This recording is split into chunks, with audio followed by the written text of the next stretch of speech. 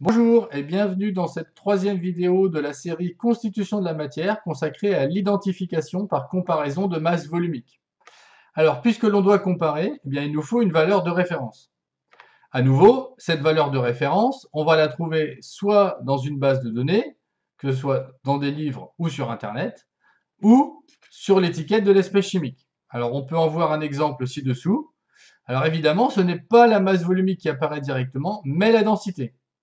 On rappelle que les deux sont liés, puisque la densité, c'est le rapport entre la masse volumique de l'espèce chimique et la masse volumique de l'eau.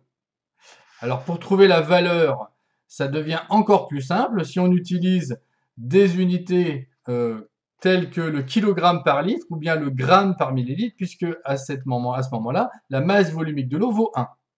Donc par exemple, si on choisit de prendre comme unité pour la masse volumique de l'eau 1 kg par litre, et bien ici pour l'acétate d'éthyle, la densité valant 0,9, on va retrouver la même valeur, donc 0,9, mais kg par litre pour la masse volumique de l'espèce chimique, c'est-à-dire de l'acétate d'éthyle. Alors une fois qu'on a la valeur de référence, eh bien comment on va mesurer la masse volumique de l'espèce chimique que l'on veut identifier? Eh bien, premièrement, on va redonner la définition de la masse volumique. Alors, la masse volumique, c'est la masse de l'espèce chimique considérée par unité de volume. En général, l'unité, c'est le kilogramme par mètre cube, mais on l'a vu tout à l'heure avec l'eau, on utilise plus fréquemment soit le kilogramme par litre, soit le gramme par millilitre. L'expression qu'on a ici va nous permettre d'obtenir cette fameuse masse volumique. On voit que c'est le rapport entre la masse et le volume correspondant. Donc, pour ça, il va nous falloir un certain matériel. Tout d'abord, une balance, et ensuite, soit une éprouvette graduée, ou bien une fiole jaugée.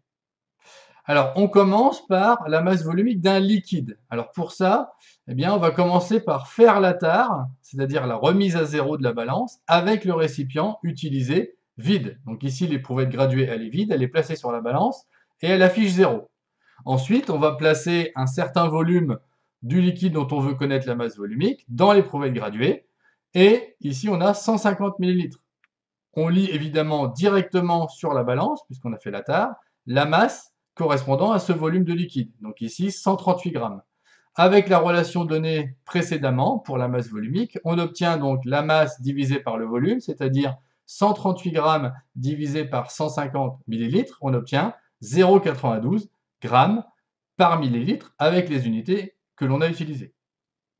Alors maintenant, si on regarde pour un solide, eh bien, les étapes vont être les mêmes, mais cette fois-ci, on va faire la tare avec une éprouvette graduée qui contient suffisamment d'eau pour pouvoir recouvrir le solide, comme on peut le voir ici. Et comme ça, on va pouvoir mesurer le volume du solide par différence, tout simplement en faisant V2 moins V1. La fin reste la même, c'est-à-dire que puisqu'on a fait la tare avec l'éprouvette et l'eau, eh bien la balance affiche uniquement la masse du solide, après son ajout dans le liquide évidemment.